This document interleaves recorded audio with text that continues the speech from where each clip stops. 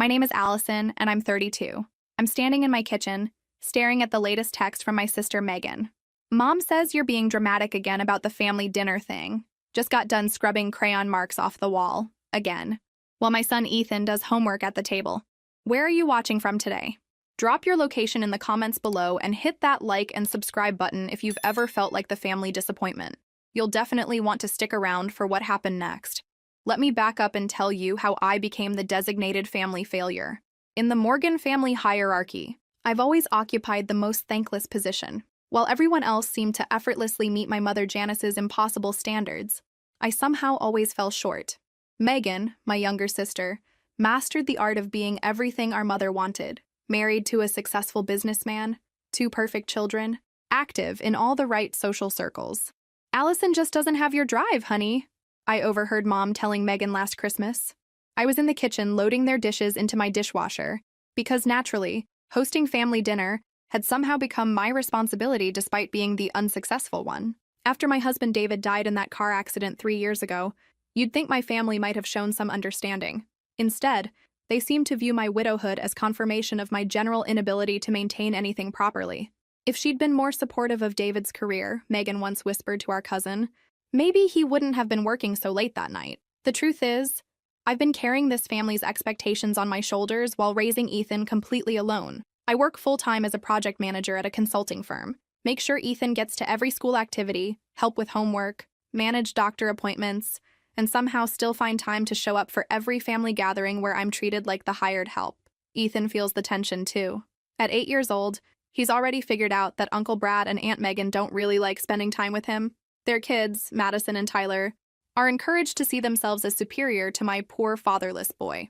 Last month at Madison's birthday party, I watched Ethan sit alone while the other kids played, because someone had told him he couldn't join their game. "Why don't they like us, Mom?" he asked on the drive home, his voice small and confused. How do you explain to your child that some people enjoy feeling superior to others? That his grandmother sees him as evidence of my life's failures rather than the incredible little person he actually is? The call came on a Tuesday morning while I was making Ethan's lunch. My boss needed me in New York immediately. Our biggest client was threatening to pull their contract, and I was the only one who could salvage the relationship. 3 days, maybe 4 at most. I can't just drop everything, I told him, watching Ethan practice spelling words at the breakfast table. Allison, this account represents 30% of our revenue. If we lose them, I understood. My job was the one stable thing in our lives. Without it, Ethan and I would be in real trouble. But leaving him meant asking my family for help, and that always came with a price. Just call your mother, my friend Sarah suggested when I vented to her. What's the worst that could happen? I could have laughed at her innocence. Sarah's family actually liked each other. The phone call to Mom went exactly as I expected. "Oh, Allison, this is such short notice," she sighed, her voice carrying that familiar note of inconvenience. "Megan and I already have plans this week. I wouldn't ask if it wasn't an emergency. It's just 3 days. Well, I suppose we can manage. Suppose we can. Though I do think you need to consider whether this job is really suitable for a single mother. All this traveling," I bit my tongue, hard. This was the first business trip I'd taken in 2 years, but somehow I was already being painted as an absentee parent. "Ethan can stay in David's old room," she continued. "But you'll need to pack everything he might need. And I mean everything, Allison. I don't have time to run to the store for things you've forgotten." "Of course. Thank you, Mom. And make sure he understands he needs to be on his best behavior. Megan's children will be there some of the time, and I won't have him disrupting their routines." I found Ethan in his room, building an elaborate fort out of couch cushions and blankets. His face fell when I explained I had to go away for work. "Can I come with you?" he asked, the way he always did when faced with staying with my family. "I'm sorry, buddy. This is boring work stuff, but it's only a few days." He nodded, trying to be brave, but I saw his shoulders slump. Ethan was intuitive enough to sense the difference between my family's polite tolerance and actual warmth. At his friend Marcus's house, adults asked him questions about school and listened to his answers. At Grandma's house, he was expected to remain quietly invisible. Packing his bag felt like preparing him for battle. Extra clothes in case someone decided his weren't clean enough. His favorite books, though I knew he'd probably be too nervous to read, the small stuffed elephant David had given him as a baby, hidden at the bottom where my mother wouldn't see it and make comments about 8-year-olds needing to grow up. "Remember what we practiced," I told him as we drove to Mom's house. "Use your inside voice, clean up after yourself, and if anything feels wrong, you call me immediately." "What if they don't let me call you?" The question stopped me cold. What kind of family dynamics had I normalized that my 8-year-old son would even think to ask that? "They'll let you call me," I said, hoping it was true. Mom's house looked picture-perfect as always. The lawn manicured, the flowers arranged with mathematical precision. Megan's SUV was already in the driveway, which meant Madison and Tyler were probably already holding court in the living room. "Now remember," Mom said as we stood at her front door, "Ethan will need to share the playroom with the other children. I've explained to them that he might not understand all their games."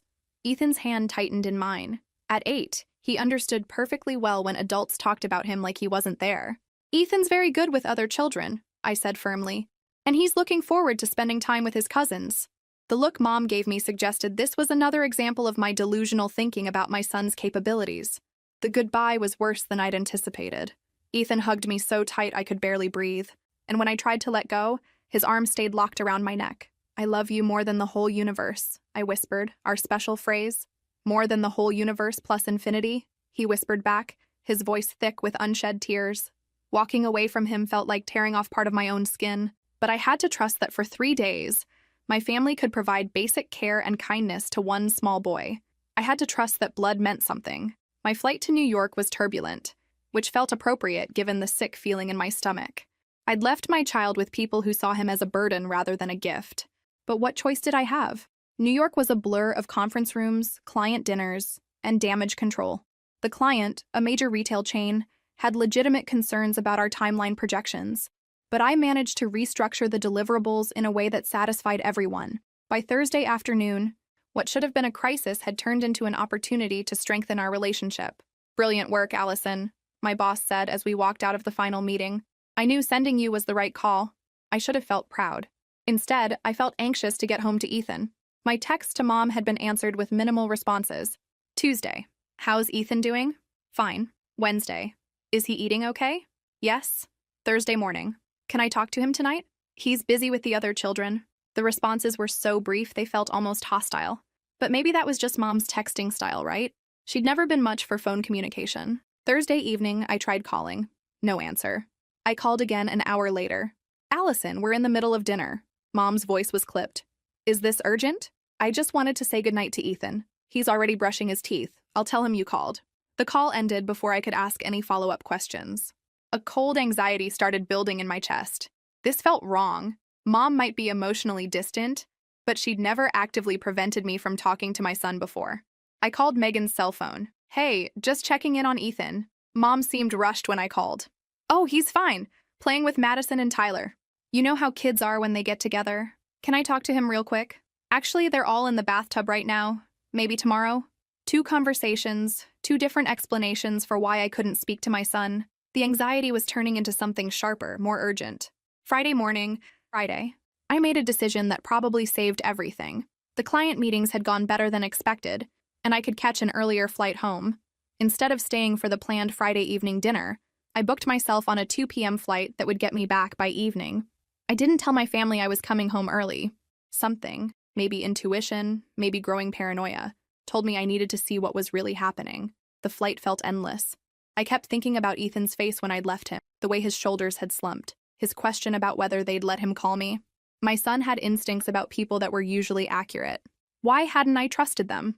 By the time I landed and got my car from airport parking, it was almost 7 p.m. The drive to Mom's house took another 40 minutes, during which I talked myself in and out of calling ahead. Part of me wanted to give them a chance to explain whatever was happening. A larger part of me suspected that advance warning would mean I'd never learn the truth. As I turned onto Mom's familiar street, I could hear something that stopped my blood cold. Music. Loud music. The kind that meant a party was happening. Cars lined the driveway and spilled onto the street. Through the front windows, I could see people moving around, wine glasses in hand, the warm glow of celebration. A party. My family was throwing a party while watching my son, and they hadn't mentioned it. They'd made it sound like a quiet few days with the grandchildren, but this was clearly a planned social event. I sat in my car for a moment, trying to process what I was seeing. Where was Ethan? Was he upstairs, listening to adults enjoy themselves while he felt excluded? Was he wondering why I hadn't called? The sick feeling in my stomach was getting worse by the second. I parked down the street and walked back toward the house, my heart pounding with each step.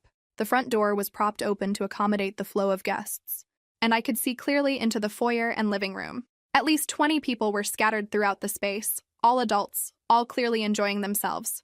No children in sight. I walked around to the side of the house and let myself in through the garage, using the spare key I'd had since high school. The mudroom was quiet, insulated from the party noise, but I could hear the music and conversation filtering down from above. "Mom?" I called softly. No response. I started toward the main house, intending to find Ethan and quietly ask what was going on. That's when I heard it. A sound that made my blood turn to ice. Crying. Faint, muffled crying coming from somewhere below me. The basement. The sound was coming from the basement. My hands shook as I found the basement door and pulled it open. The stairway was dark, but the crying was clearer now. A child's voice, weak and desperate, calling out, "Mommy, Mommy, please." I nearly fell down the stairs in my rush to get to him. "Ethan," I called out, flipping on the light switch. The basement was finished but rarely used, containing old furniture and storage boxes.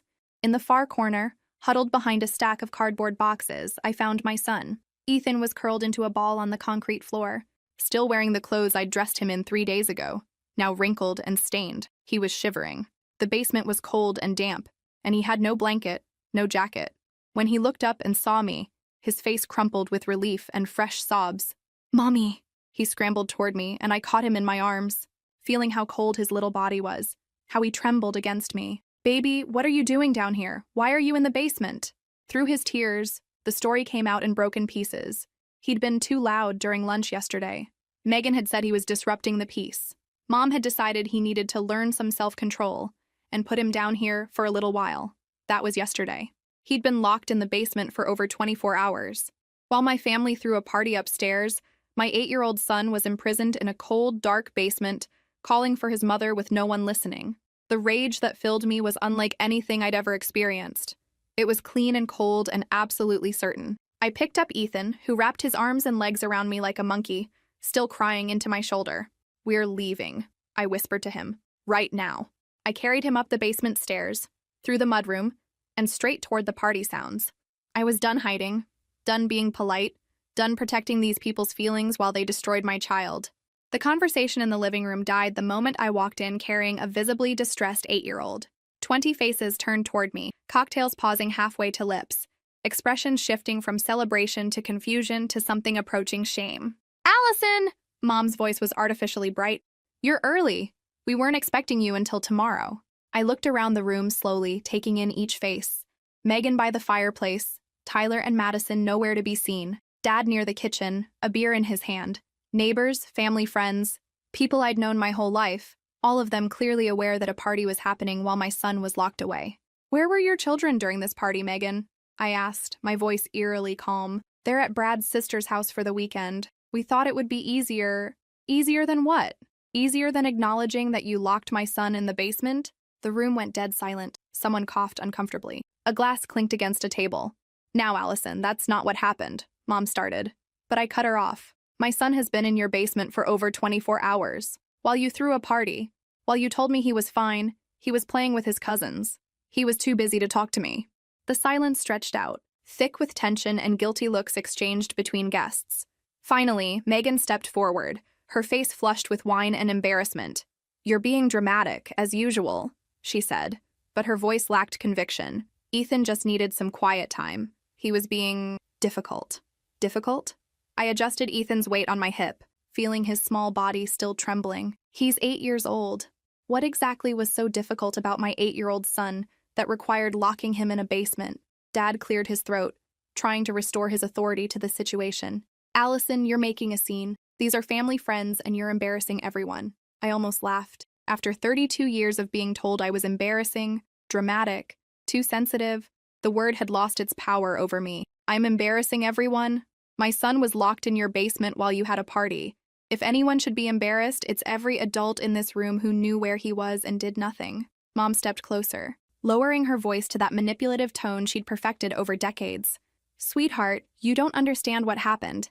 Ethan had a little tantrum yesterday and he needed to calm down. We were going to get him after the guests left." "A tantrum?" "He's been crying for his mother for over a day." "Children can be very manipulative," Megan added, crossing her arms defensively. "He was trying to get attention." I stared at my sister. This woman who'd had the benefit of 2 present parents, a stable marriage, financial security, everything handed to her, as she called my traumatized child manipulative. "You're right," I said quietly. Ethan was trying to get attention from his family, who locked him in a basement. The older woman I didn't recognize, probably one of Mom's book club friends, spoke up.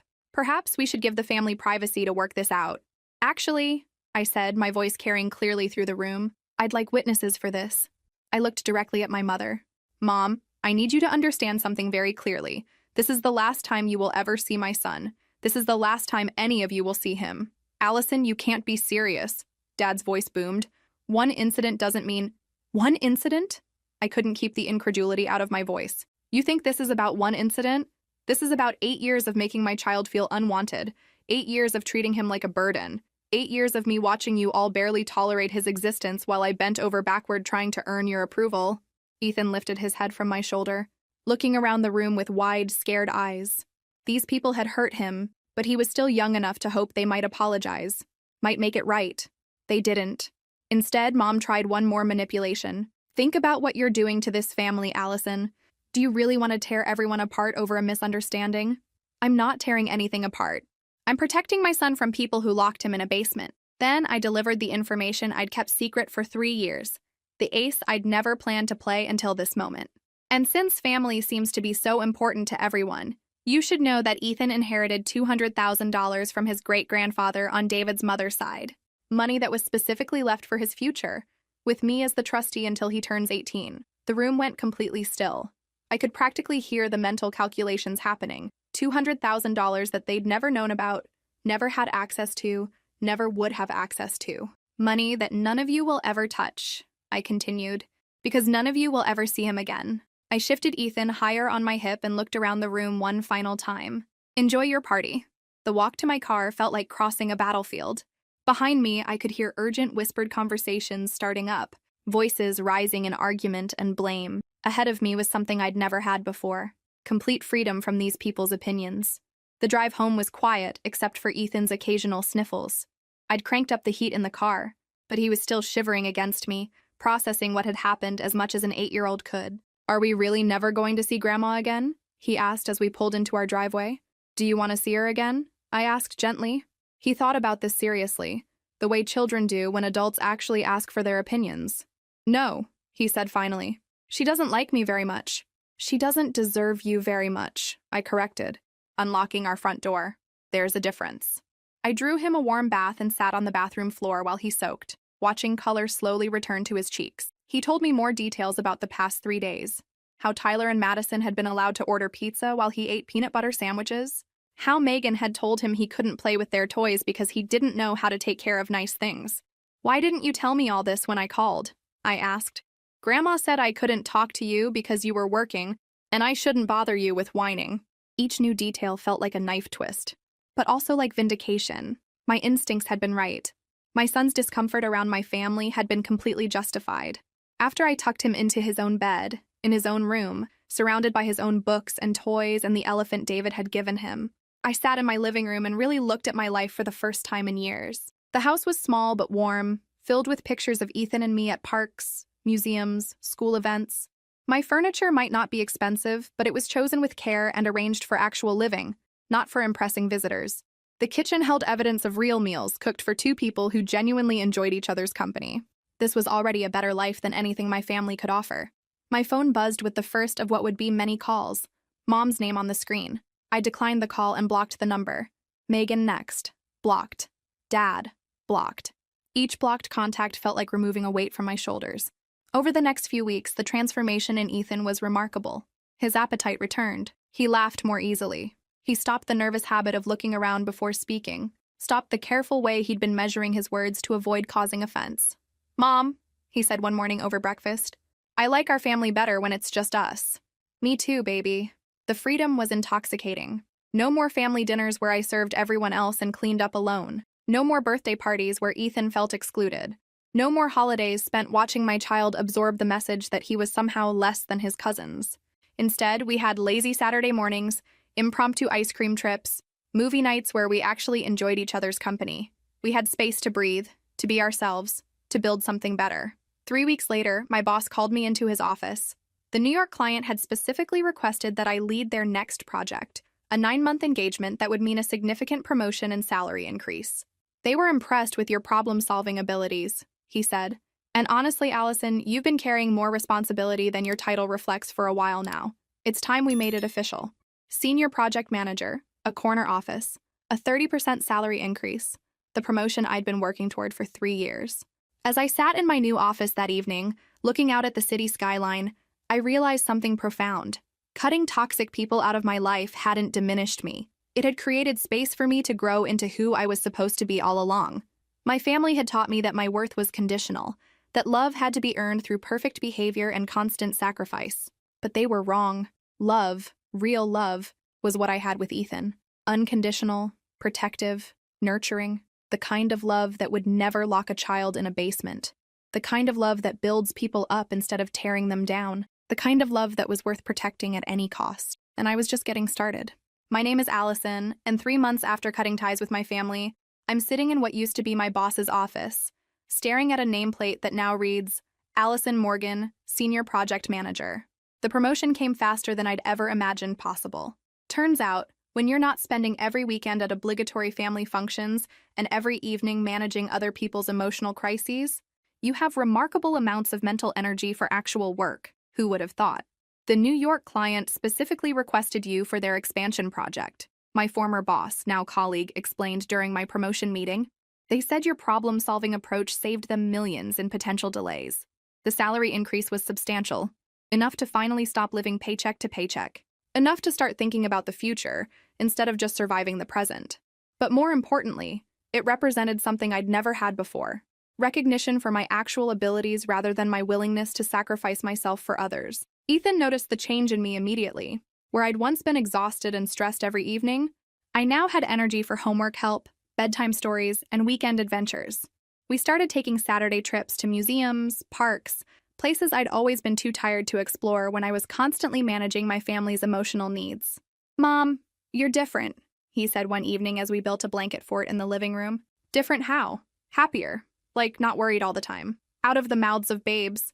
I hadn't realized how much my anxiety about my family had been affecting him. Children absorb everything, and for 8 years he'd been watching me navigate constant stress and criticism. Now he was seeing what I looked like when I wasn't perpetually braced for the next family crisis. The blocked phone numbers stayed blocked. Occasionally, I'd get calls from numbers I didn't recognize, but I'd developed a strict policy. If someone couldn't identify themselves and state their business clearly, I hung up. Amazing how much peace this simple boundary created. My friend Sarah had been right all along. You look 10 years younger, she said when we met for coffee. I didn't realize how much that situation was aging you. I'd been carrying stress in my shoulders, my jaw, my stomach for so long that I'd forgotten what relaxation felt like. Now, for the first time in years, I slept through the night without waking up worried about some family emergency that would somehow become my responsibility. The house hunting started almost by accident. Ethan's school was decent, but I'd always known there were better options in different neighborhoods. With my new salary, those options suddenly became possible. Are we moving because we don't like our house? Ethan asked when I mentioned looking at different areas. We're moving because we can do better now, I explained, because we deserve better. The house I found was everything our current place wasn't. Spacious, bright, in an excellent school district, with a big backyard where Ethan could play safely. It cost exactly what I could afford with my new salary. No family money needed, no favors required. Standing in the empty master bedroom during our final walkthrough, I felt something I'd never experienced before. Complete ownership of my life. This house was mine because I'd earned it. The mortgage was mine because my credit qualified for it. The future was mine because I'd chosen it. This is really ours? Ethan asked, his voice echoing in the empty living room. Really ours, I confirmed. No one can take it away from us, and no one else gets to make decisions about it. He grinned and ran through the empty rooms, his footsteps loud on the hardwood floors. This was what freedom sounded like. A child playing without fear, without walking on eggshells, without worrying about disturbing adults who barely tolerated his presence. The move itself was surprisingly emotional. As I packed up our old life, I kept finding reminders of the person I used to be. Thank you cards from my family for loans I'd never been repaid for. Photos from gatherings where I looked tired and stressed. Gifts from Christmases where I'd given generously and received practical items that showed how little my family understood my interests or desires. I threw most of it away. The person who had needed their approval was gone. The person moving into this new house had different priorities. What do you think happens to people who are mean to kids? Ethan asked on our first night in the new house, as I tucked him into his new bedroom. I think they miss out on knowing amazing people. I answered honestly. And eventually, they end up lonely. Good, he said with 8-year-old certainty. They should be lonely if they're mean. As I turned off his light and headed to my own room, I realized he was right. My family had chosen their priorities, and those priorities didn't include treating my son with basic kindness. Now they could live with the consequences of that choice. I was done protecting them from the natural results of their own behavior. The new school was everything I'd hoped for and more. Westfield Elementary had small class sizes, engaged teachers, and a culture that celebrated different kinds of intelligence. For Ethan, who'd always been more interested in building things than sitting still, it was like finding water in the desert. "Mom, guess what?" He burst through the front door on his 3rd day. "Mrs. Peterson said I can help design the class garden project." Watching him bloom in an environment where his curiosity was encouraged rather than suppressed made every extra dollar of the mortgage payment worth it. He'd always been bright, but he'd learned to hide it around my family, where being too smart was seen as showing off. Here, intelligence was celebrated. Creativity was nurtured. Children were seen as individuals rather than inconveniences. The contrast became even clearer when Ethan's teacher, Mrs. Peterson, called me in for a conference. "I wanted to discuss Ethan's adjustment," she said, but her expression was positive, not concerned. My stomach clenched automatically. Years of conditioning from my family had taught me to expect criticism about my parenting. "Is there a problem?" "Oh no, quite the opposite. He's extraordinarily bright and creative, but it seems like he spent a long time hiding those qualities. He's just starting to let himself shine academically. I wanted to ask about enrichment opportunities." I nearly cried right there in her classroom. When had anyone ever talked about enrichment for my son? My family had been so busy pointing out his supposed shortcomings that no one had ever noticed his strengths. "What would you recommend?" I asked, pulling myself together. "There's an advanced math program, a science club, and a creative writing workshop. He's shown interest in all 3 areas. Advanced programs, science clubs, creative writing, things that cost money, required parental involvement, and assumed that a child's potential was worth investing in." "Let's do all of them," I said without hesitation. Mrs. Peterson smiled. "He's lucky to have such a supportive mother." The words hit differently than they would have 6 months ago. Back then, I would have deflected, made excuses, explained all the ways I was inadequate. Now I simply said, "Thank you," because it was true. I was a good mother. I'd always been a good mother. I'd just been surrounded by people who needed me to believe otherwise. At work, my success was creating new opportunities faster than I could process them. The client who'd requested me for the expansion project was so pleased with the results that they offered me a consulting contract for their West Coast operations. "It would mean some travel," my boss explained, "but the compensation package is significant." Significant turned out to be nearly double my current salary for a 6-month project. The old Allison would have immediately worried about the impact on Ethan, would have found reasons why I couldn't possibly take such an opportunity. The new Allison made 2 phone calls, one to my neighbor who ran a small childcare business, and one to Mrs. Peterson to discuss how to maintain Ethan's academic momentum if we moved temporarily to California. Both conversations were positive. Amazing how much easier life becomes when you're surrounded by competent, supportive people instead of those who view your success as a threat to their own identity. "Are you excited about seeing the ocean?" I asked Ethan as we looked at pictures of the temporary housing the company would provide. "Are we really going to live by the beach?" "For 6 months, think you can handle that?" His grin was answer enough. That evening, as I updated my LinkedIn profile with my new title and upcoming project, I thought about the person I'd been a year ago. She would never have believed this life was possible. She would have found reasons why she didn't deserve these opportunities, why taking them would be selfish, why other people's needs should come first. But that person had been operating under false assumptions about what family meant, what love looked like, what she owed to people who took without giving. This person, the one sitting in her own house, planning a career move that would benefit her child's future, making decisions based on what was best for her family of 2. This person knew better. The doorbell rang as I was closing my laptop. Through the window, I could see a delivery truck pulling away and a package on the front steps. Inside the box was a photo album I'd ordered, pictures from our first 3 months in the new house. Ethan at his new school's science fair, proudly displaying his volcano project. Both of us at the beach during a weekend trip, genuinely smiling for the first time I could remember. Me in my new office, looking confident and professional. Not a single photo included my extended family. And for the first time, that felt like victory rather than loss. The California project exceeded every expectation I'd had. Working with the West Coast team taught me skills I'd never developed in my previous role, expanded my network beyond anything I'd imagined possible, and confirmed something I'd begun to suspect. I was genuinely good at this work. Not just competent, not just reliable, actually talented. You have an instinct for seeing around corners, the project director told me during our final review. You anticipate problems before they become crises and identify opportunities others miss. 6 months ago, I would have deflected the compliment.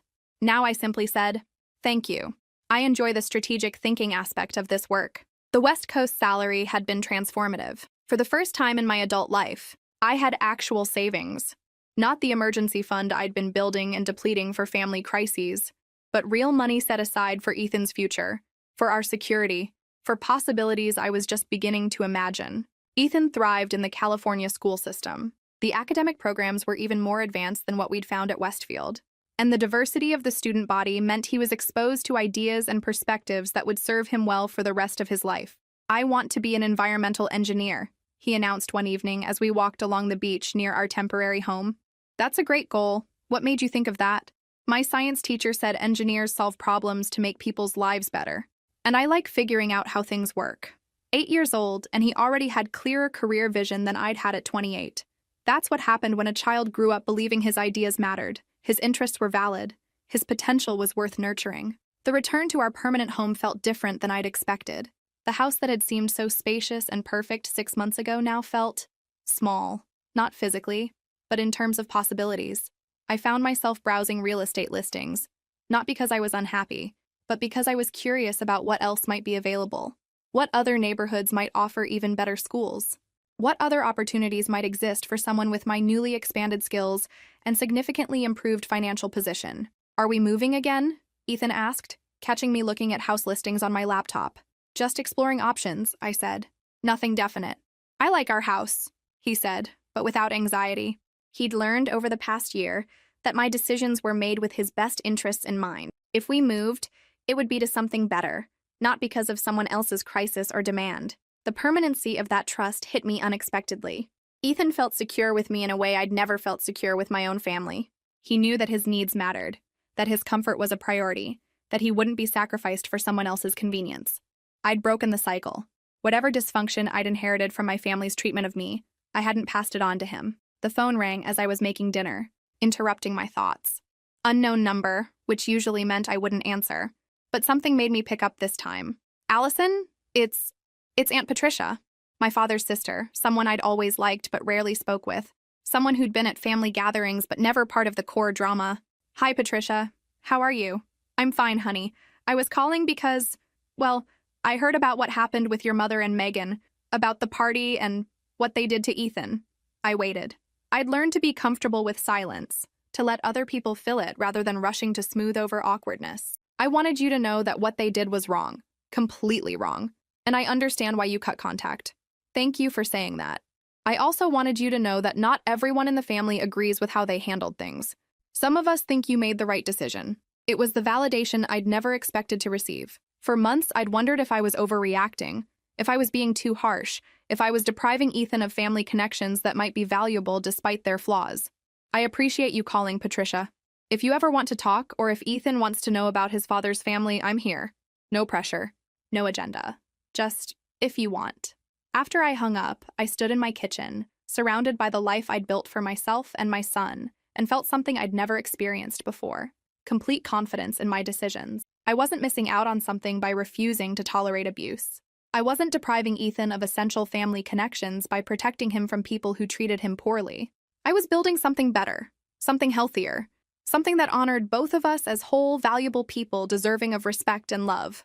And I was just getting started. The first call came on a Tuesday morning, exactly 14 months after I'd walked out of my mother's party carrying my son. Unknown number, which I almost didn't answer, but the timing felt wrong somehow. Too early for marketing calls, too late for East Coast business. Allison, it's Megan. I nearly hung up immediately, but curiosity won. What could my sister possibly want after more than a year of silence? What do you want? Megan? We need to talk. It's about Dad's business. There it was. Not an apology for what they'd done to Ethan. Not concern for how we were doing. Business. Money. The only thing that had ever really mattered to my family. I don't see what Dad's business has to do with me. Allison, please, can we meet for coffee? Just for an hour? The desperation in her voice was new. Megan had never sounded desperate before. Entitled, demanding, condescending, yes, but never desperate. Why? Because things are bad, Allison. Really bad. Against my better judgment, or maybe because I was curious to see exactly how bad things had gotten, I agreed to meet her at a neutral location downtown, a coffee shop near my office where I could easily leave if the conversation went sideways. Megan looked different when she walked in, older, stressed, her usual perfect appearance slightly frayed around the edges. Her handbag, which used to be replaced seasonally, was showing wear. Her hair, usually perfectly colored and styled, had grown out roots. "Thank you for coming," she said, sliding into the booth across from me. "You have 1 hour," I replied, not offering any polite small talk. "Dad's company is in trouble. Real trouble." I waited for her to continue, not giving her the satisfaction of asking questions. "The commercial construction market has been brutal the last 2 years. 3 of his biggest clients went under without paying their final invoices. The bank is threatening to call in his line of credit." Still waiting. "We're going to lose everything, Allison. The business. Maybe even Mom and Dad's house." "That's unfortunate," I said evenly. Megan stared at me like I'd spoken in a foreign language. "Unfortunate? Allison, this is our family's livelihood we're talking about. Your family's livelihood. I'm not part of that family anymore, remember?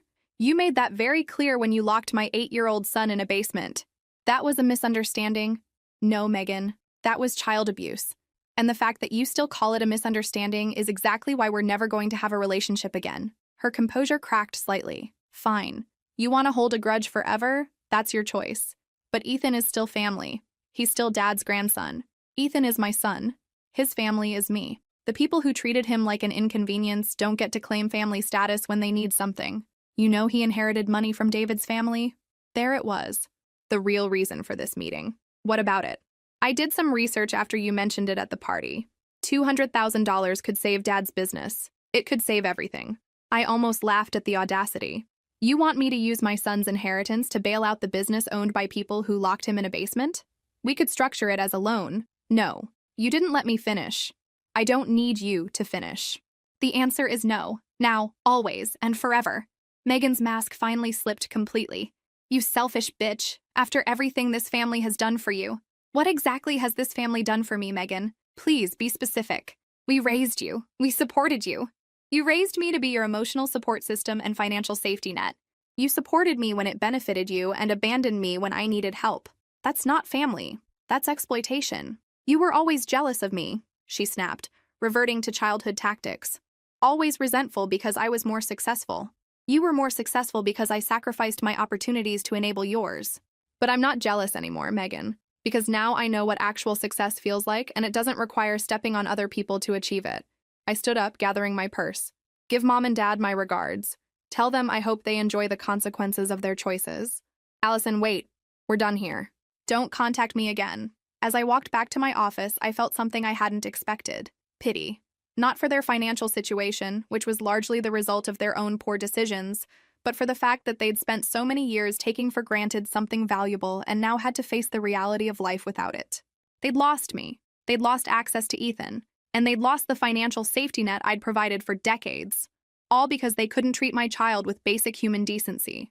The irony was delicious. The second approach came 3 weeks later, not from Megan, but from my father. He showed up at my office building, somehow having discovered where I worked despite my never telling them about my promotion or my new position. Security called me down to the lobby. "There's a gentleman here who says he's your father. Should I send him up?" "No," I said immediately. "I'll come down."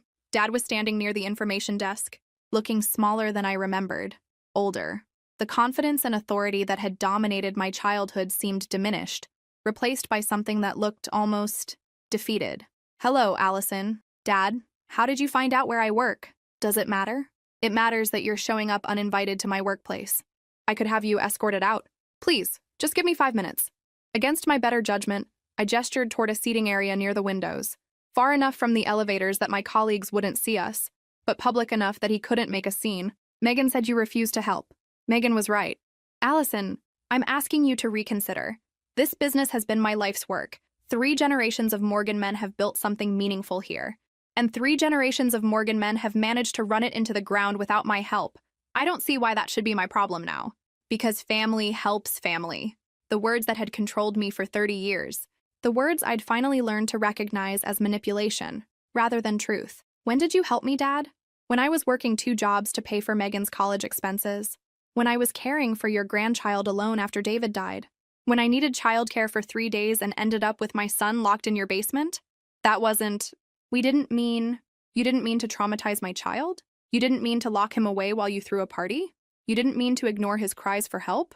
Dad's face flushed red. We made a mistake. People make mistakes, Allison. Some mistakes are forgivable. Others reveal who people really are. So you're going to let your pride destroy our family business? I'm not destroying anything. I'm simply refusing to save you from the consequences of your own actions. This isn't just about me, he said, his voice rising slightly. This is about your mother, about Megan's children, about people who never cared about my child's well-being, about people who saw my son as disposable, about people who are suddenly interested in family loyalty now that they need something. We could structure it so Ethan benefits too, a partnership arrangement. Stop. My voice was sharp enough to cut through his desperation. You're talking about my 8-year-old son like he's a business asset. Do you even hear yourself? I'm trying to save what 3 generations built. Then maybe you should have thought about that before you treated your grandson like garbage. Dad leaned back in his chair, finally understanding that his usual tactics weren't working. The entitled demand, the guilt manipulation, the family loyalty card, none of it was landing. What do you want from us?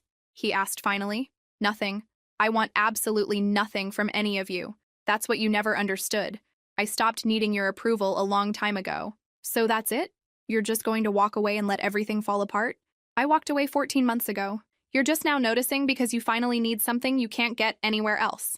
I stood up, straightening my jacket. The expensive one I'd bought with my California project bonus. The one that made me feel confident and professional and worthy of respect. Good luck with the business. Dad, I hope you figure something out. Allison, please. I have a meeting to get back to. Don't come to my workplace again. As I walked toward the elevators, I heard him call out one last desperate attempt. Think about what your grandmother would have wanted. I stopped, turned around, and looked at him with something approaching sympathy. Grandma would have wanted you to treat your great-grandson with love and respect. She would have been horrified by what you did to him, and she would have been proud of me for choosing his well-being over your business. The elevator doors closed on whatever he might have said next. That evening, I sat in my beautiful living room, in the house I'd bought with money I'd earned, watching Ethan work on homework for the advanced science program he loved, and felt something I'd never experienced before. Complete certainty. I'd made the right choice. For him, for me, for the future we were building together. And I wasn't even slightly tempted to change my mind. The news of my family's bankruptcy reached me through Patricia, my father's sister, who called 6 months later to let me know the inevitable had finally happened. The business closed last month, she said gently. Your parents are selling the house. Megan and Brad are getting divorced. Apparently the financial stress was too much for their marriage. I felt nothing. Not satisfaction, not sadness, just a kind of neutral acknowledgement that actions had led to consequences, exactly as they always do. How are you handling all this? Patricia asked. I'm fine, I said honestly. This doesn't really affect us. And Ethan, how is he? I looked out my kitchen window where my son was building an elaborate fort in our backyard, his friends from the neighborhood helping him engineer something that looked like it belonged in a science museum. He's thriving. He made the honor roll again this semester, and his science teacher says he's the most creative problem solver she's ever taught. I'm glad. You did the right thing, protecting him from all this. After Patricia hung up, I found myself reflecting on the strange journey that had brought us here. 3 years ago, I'd been drowning in my family's dysfunction, sacrificing my son's well-being and my own happiness to maintain relationships with people who saw us as useful rather than valuable. Now I was sitting in a house I owned outright. The California project had been so successful that I'd been able to make a massive principal payment, planning Ethan's summer enrichment program and my own vacation to Europe. Our first real vacation, just the 2 of us, with no family obligations or expectations. Mom, Ethan called from the backyard, can Marcus sleep over tomorrow? His mom said it's okay if you say yes. Of course, I called back. And can we make those chocolate chip pancakes for breakfast? Absolutely. Simple pleasures, normal childhood experiences. The things my family had made complicated through their need for drama and control. The doorbell rang, interrupting my thoughts. Through the peephole, I could see a man in a business suit. Definitely not a delivery or a neighbor. Mrs. Morgan?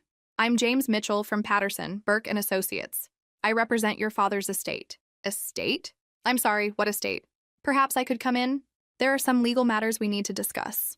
20 minutes later, I was staring at documents that revealed a truth my family had hidden from me for 33 years. My grandfather, my father's father, had left a substantial trust fund specifically for me.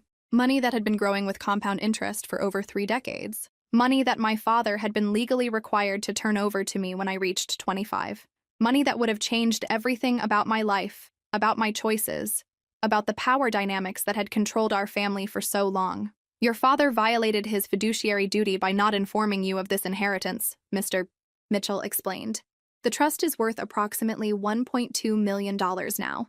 I stared at the numbers on the page, trying to process what this meant. My grandfather had provided for my independence decades ago. He'd seen something in the family dynamics that worried him enough to ensure I would always have options. And my father had stolen those options from me by hiding their existence. What happens now? I asked. The estate is in bankruptcy proceedings, but this trust was never part of your father's assets. It belongs to you free and clear. There will be some paperwork, but you should have access to the funds within 30 days. After Mr. Mitchell left, I sat in my living room trying to absorb what had just happened. Financial security beyond anything I'd imagined. The ability to give Ethan opportunities I'd never dreamed possible. Freedom from ever having to worry about job security or family emergencies or any of the fears that had shaped my adult life. But more than the money, there was something else. Validation. My grandfather had seen the family patterns clearly enough to try to protect me from them. He'd known that I would need an escape route, a way to be independent, resources that no one else could control or take away. "Mom, you look weird," Ethan said, coming in from the backyard with grass stains on his knees and dirt under his fingernails. Good weird or bad weird? Happy weird, I think. I pulled him into a hug. This boy who'd survived his own family trauma and come out stronger, more confident, more secure in his worth than I'd been at his age. How would you like to go to space camp this summer? Really? Real space camp. Real space camp. And after that, how would you like to visit Europe? Just us? Just us. His grin was worth more than any inheritance, any business success, any family approval I'd ever sought. 2 years later, I was sitting in the audience at Ethan's middle school science fair, watching him explain his project on renewable energy systems to a panel of impressed judges, when my phone buzzed with a text from an unknown number. "This is Megan. Mom's in the hospital. I thought you should know." I looked at the message for a moment, then deleted it without responding. Some bridges, once burned, should stay burned. Some relationships, once ended, should remain ended. I had built something better from the ashes of that old life, something healthier, stronger, more authentic, something that honored both my son and myself as complete, valuable human beings deserving of love and respect. I watched Ethan win first place in his category and felt something I'd never experienced in my first 30 years. Complete contentment with the choices I'd made. We drove home to our house, our life, our future. All of it earned, all of it chosen, all of it ours. And finally, after all these years, I was free.